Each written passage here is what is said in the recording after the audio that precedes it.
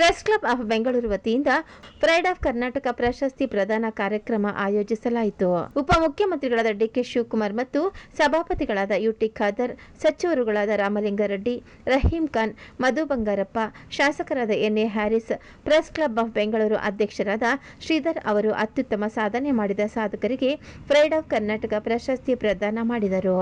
Bengaluru press ಕ್ಲಬ್ನ ಉಪಾಧ್ಯಕ್ಷರಾದ Mohan Kumar, Bengaluru press ಕ್ಲಬ್ನ ಪ್ರಧಾನ ಕಾರ್ಯದರ್ಶಿ ಶಿವಕುಮಾರ್, ಬೆಳ್ಳಿ ತಟ್ಟೆ ಸೇರಿದಂತೆ ಕ್ಲಬ್ನ ಪದಾಧಿಕಾರಿಗಳು, ಹಿರಿಯ ಪತ್ರಕರ್ತರು ಮತ್ತು ಗಣ್ಯರು ಪ್ರಶಸ್ತಿ ಸ್ವೀಕಾರಕ್ಕೆ ಸಾಕ್ಷಿಯಾದರು.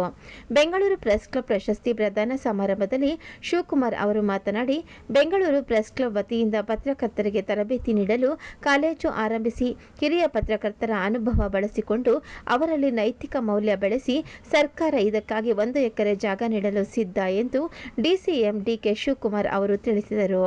ಈ ವರ್ಷ ಬದುಕಿನಲ್ಲಿ ಸಾಧನೆ ಮಾಡಿದವರಿಗೆ ಇಂದು ಪ್ರಶಸ್ತಿ ನೀಡಲಾಗುತ್ತಿದೆ.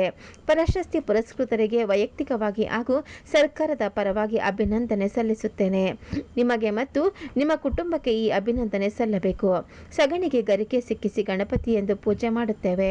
ಅದೇ ರೀತಿ ತಮ್ಮ ತಮ್ಮ ಸಂಸ್ಥೆಗಳಲ್ಲಿ ಎಲ್ಲರೂ ಪ್ರಮುಖ ಪಾತ್ರ ವಹಿಸುತ್ತಾರೆ. ಯಾರೂ ಪ್ರಯೋಜನಕ್ಕೆ ಇಲ್ಲ ಎಂದು ಭಾವಿಸಲಾಗದು. ಈ ಜಗತ್ತಿನಲ್ಲಿ ಎಲ್ಲರಿಗೂ ಅವಕಾಶ ಇದೆ ಎಂದು ಡಿವಿಜಿ ಅವರು ತಮ್ಮ ಕಗ್ಗದಲ್ಲಿ ಹೇಳಿದ್ದಾರೆ ಎಂದರು. ಪ್ರೆಸ್ ಕ್ಲಬ್ ಆಫ್ ಬೆಂಗಳೂರು ಇದರ ವತಿಯಿಂದ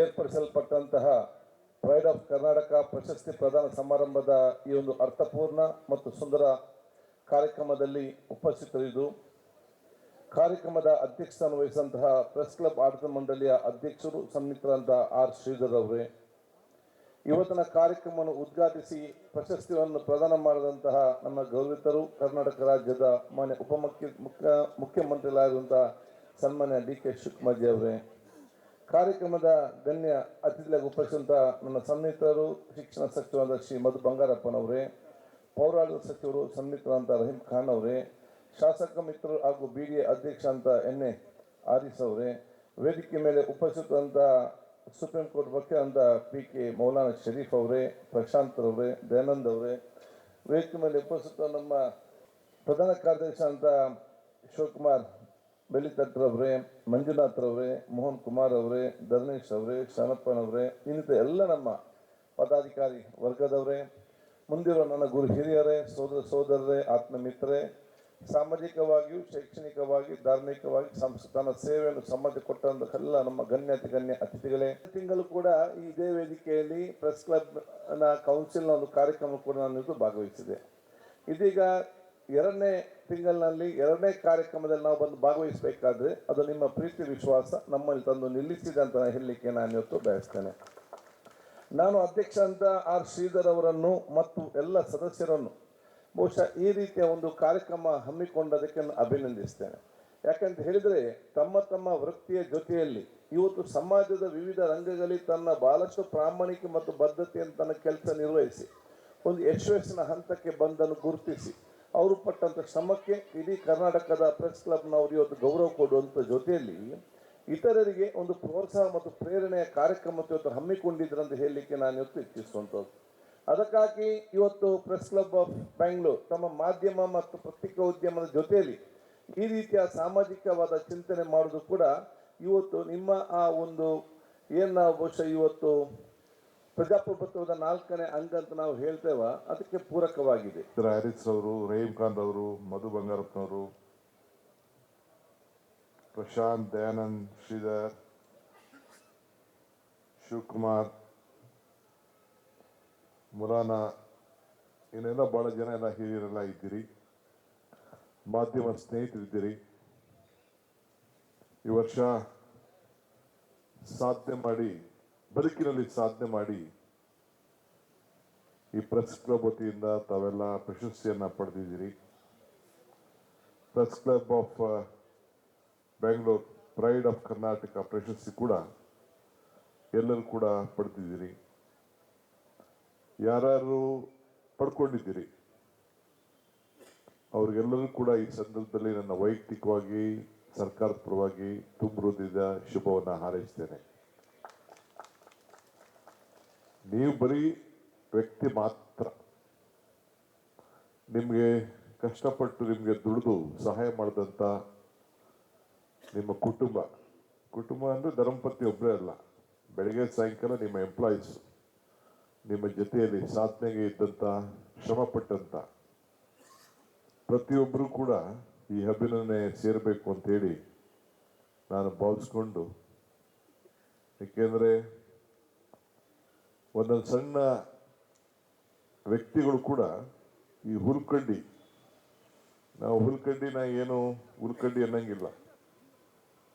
ಈಗ ಗಣೇಶನ ಮಾಡಬೇಕಾದ್ರೆ ಪಿಳ್ಳಾರ್ತಿ ಸಗಡಿಗೆ ಒಂದು ಸಣ್ಣ ಹುಲ್ಕಡ್ಡಿ ಇಟ್ಟ ತಕ್ಷಣ ಪಿಳ್ಳಾರ್ತಿ ಆಗ್ಬಿಡ್ತದೆ.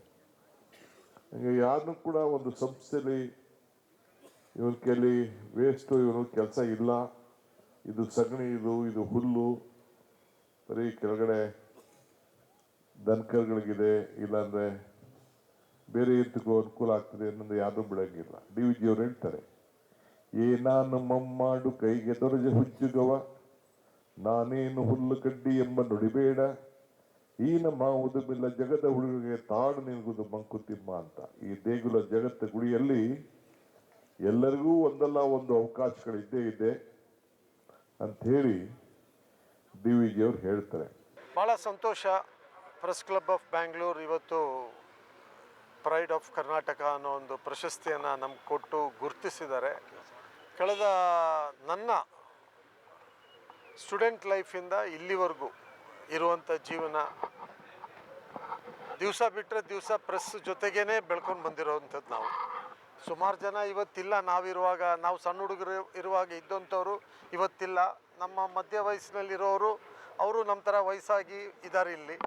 ಸೊ ಆ ಒಂದು ಸ್ನೇಹ ಬಾಂಧವ್ಯ ಬೆಳ್ಕೊಂಡು ಬಂದು ಇವತ್ತು ನಮ್ಮನ್ನು ಕರೆದು ಈ ಥರ ಒಂದು ಪ್ರಶಸ್ತಿ ಕೊಟ್ಟಿದ್ದಾರೆ ಅಂದರೆ ಸದಾ ಕೃತಜ್ಞನಾಗಿದ್ದೀನಿ ನಾನು.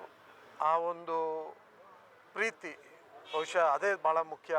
ಯಾಕೆಂದರೆ ಯಾವಾಗಲೂ ಕಿತ್ತಾಡ್ಕೊಂಡು ಹೋರಾಟ ಮಾಡಿಕೊಂಡೇ ಇರ್ತೀವಿ, ಮೀಡಿಯಾವ್ರ ಜೊತೆಗೆ ಇರ್ಬೋದು, ಇನ್ನೊಬ್ರ ಜೊತೆ. ಬಟ್ ಯಾವುದೋ ಒಂದು ಕಾರಣಕ್ಕೋಸ್ಕರ ಬಿಟ್ಟು ವೈಯಕ್ತಿಕವಾದಂಥದ್ದು ಯಾರ ಜೊತೆಯಲ್ಲೂ ಇಲ್ಲ. ಎಲ್ಲರ ಜೊತೆಯಲ್ಲೂ ಪ್ರೀತಿ ವಿಶ್ವಾಸದಿಂದಲೇ ಬಂದಿರುವಂಥದ್ದು. ಸೊ ನಮ್ಮ KPCC ಅಧ್ಯಕ್ಷರು, ಡೆಪ್ಯೂಟಿ CM ಹೇಳಿದಾಗೆ ಇವತ್ತು ಪ್ರಶಸ್ತಿ ಕೊಟ್ಟಿದ್ದಾರೆ ಅಂದರೆ ನಮಗೆ ಭಾಳ ಒಂದು ದೊಡ್ಡ ಜವಾಬ್ದಾರಿ, ಇನ್ನೂ ಹೆಚ್ಚಿನ ರೀತಿಯಲ್ಲಿ ನಮ್ಮ ಜವಾಬ್ದಾರಿ ಆಗ್ತದೆ. ಅದನ್ನು ಇನ್ನೂ ಚೆನ್ನಾಗಿ ಕಾಪಾಡ್ಕೊಂಡು ಹೋಗುವಂಥದ್ದು.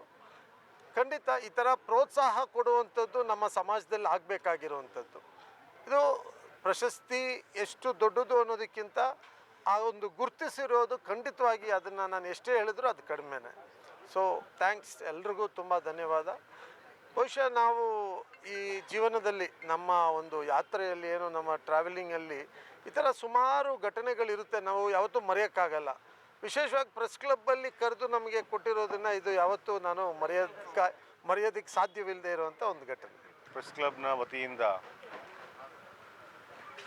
ಪ್ರೈಡ್ ಆಫ್ ಕರ್ನಾಟಕ ಪ್ರಶಸ್ತಿ ಏನು ಇವತ್ತು ವಿತರಣಾ ಕಾರ್ಯಕ್ರಮ ಇತ್ತು, ಪ್ರಧಾನ ಕಾರ್ಯಕ್ರಮ ಇತ್ತು. ಇದು ಕಳೆದ 2 ವರ್ಷಗಳ ಹಿಂದಿನಿಂದ ಹೊಸದಾಗಿ ನಾವು ನಡೆಸ್ಕೊಂಡು ಬಂದಿರುವಂತಹ ಒಂದು ಸಂಪ್ರದಾಯ.